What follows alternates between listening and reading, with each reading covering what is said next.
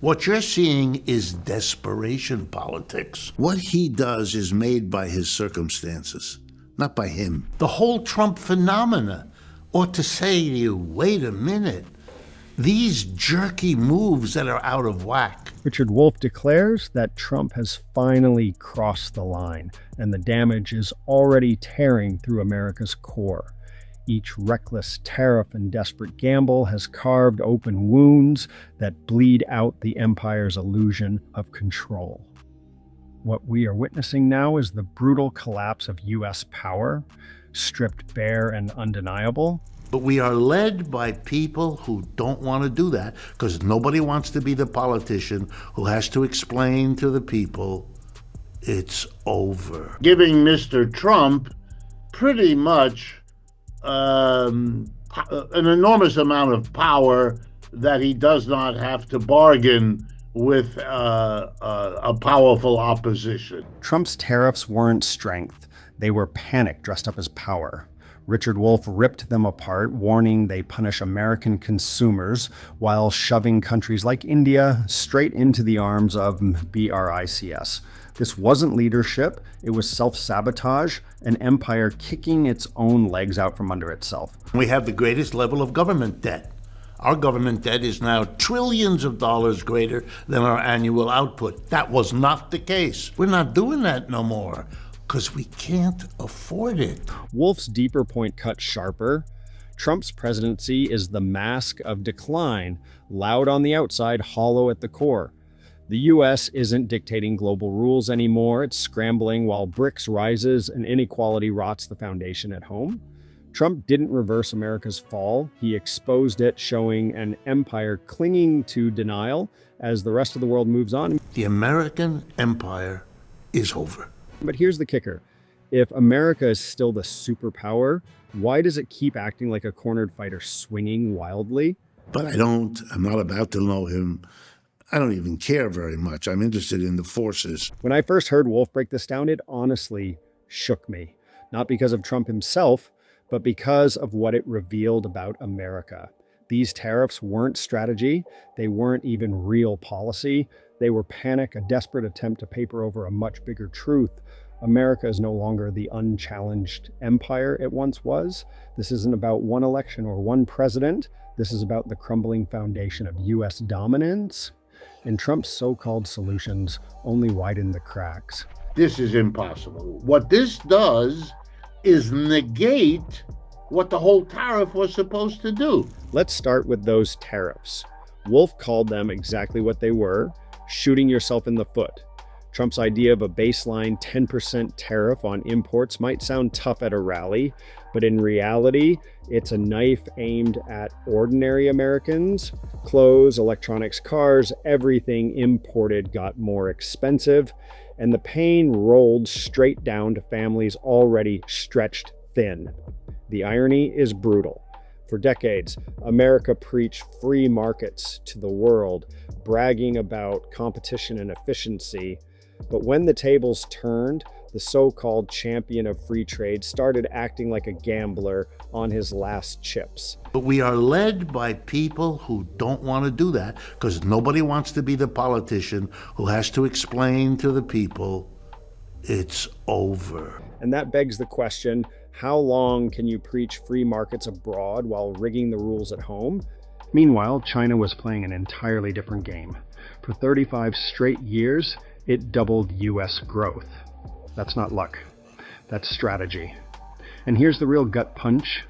Half of China's economy is government run, the very model America spent decades mocking as doomed. Yet it's delivering. It does happen to every empire. We're only the latest. Look at the British, how far they've fallen. We're in that process. So the problem with the trickle down is, yeah, there might be more jobs, but they're going to be created in China. Wolff dropped a stat that still stings. China's bottom 50% is now richer than America's bottom 50%. The underdog America dismissed as providing a sturdier foundation for its working class, while the US sinks into inequality. America keeps bragging about trophies from the past while ignoring the scoreboard of the present. Is not this or that tariff It's the uncertainty. China may be the heavyweight, but the other earthquake is BRICS: Brazil, Russia, India, China, South Africa, and their growing allies. In August 2025, Wolff said it outright. The G7's dominance is over. BRICS isn't the side project anymore, it's the main stage. And the betrayal that stings most? India. Instead of pulling India closer, Trump's tariffs shoved it further away. But what you're doing is diminishing the capability of the United States to hold on at a time when its footprint in the world is shrinking. Those tariffs weren't just clumsy, they were insulting. And the result?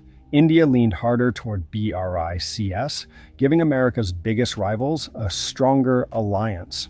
The script flipped overnight. Countries once treated like junior partners are now rewriting their rules, while the US is stuck pounding the table. So here's the question: if BRICS is rewriting the rules, is America even at the table anymore, or just shouting from the sidelines? That there is an empire, that the empire is going to decline. And then comes the military, the so-called cornerstone of American power. For decades, the U.S. flexed its muscles with aircraft carriers, air bases, and war budgets that dwarfed the world. But when Ukraine tested that power, America couldn't even keep weapons flowing.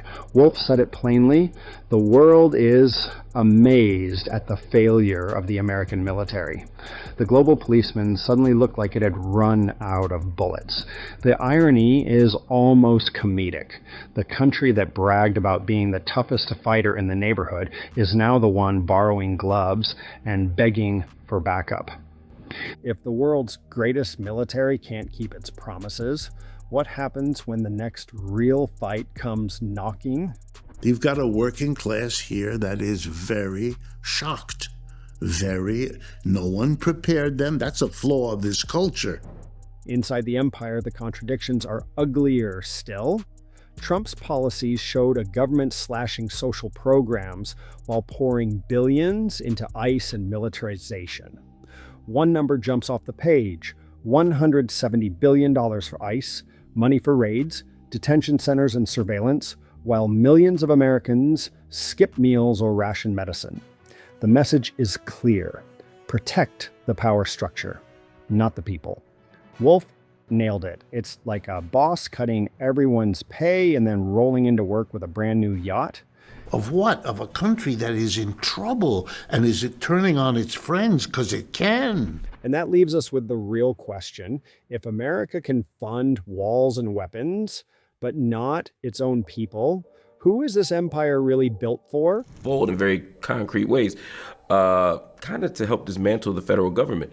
They've gutted entire departments, including aid agency, USAID, as well as the Department of Veterans Affairs. Trump's obsession with tariffs? That's not a strategy.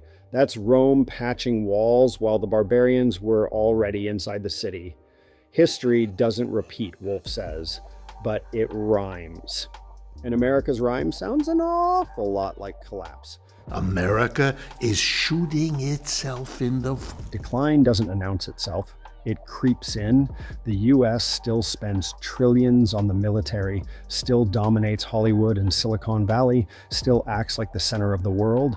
But behind the curtain, the cracks spread. Supply chains, inflation, debt ceilings, inequality, symptoms of an empire stretched thin, pretending nothing's wrong. It's the arrogance that comes before the fall. Rome had it. Britain had it. Now America wears the same crown of denial. And we are on a down, and it's very hard for the American people, which I understand. I am one. And here's where Wolff's anger burns hottest: the people inside the empire. During the Great Depression, workers forced Roosevelt's hand. Strikes, unions, movements that pushed so hard the government had no choice but to act. Social Security, unemployment insurance, public works, not charity, but concessions wrestled from power. This is very much an American policy. No one should be under any illusion. America is not immune. The elites may think they're in control, but when the foundation is this weak, it doesn't take much to shake the whole structure. Trump's chaos, the rise of BRICS, and decades of silence workers are pounding at the walls, and that's the line Trump crossed, the line from empire to denial state. An empire knows it has power. A denial state knows it's losing it but refuses to admit it. That's where America is now. The mass of superiority slipping, revealing raw panic underneath. This is impossible. What this does is negate what the whole tariff was supposed to do. Not Trump, not Biden, not Harris, not declining empire. Us? Who? Me? Not at all. And Trump? He's not a mastermind. He's not a savior. He's a spotlight. Every tariff, every rant, every lashing out at allies exposes just how fragile the empire really is. The louder he shouts about strength, the clearer the weakness becomes, like a man bragging about his fortress while the walls crack behind him. The whole Trump phenomena ought to say to you, wait a minute, these jerky moves that are out of whack. The empire won't be saved by tariffs or slogans. If it's saved at all, it'll be because ordinary people, the same working class that once forced FDR's hand, demand something better. Not tweaks, but structural change. Wolff leaves us with the ultimate verdict. China's bottom half is richer than America's bottom half. For decades, America bragged about being the land of opportunity. Now, the country it mocked has delivered more to its poor than the US has. That's not just a statistic, that's a judgment.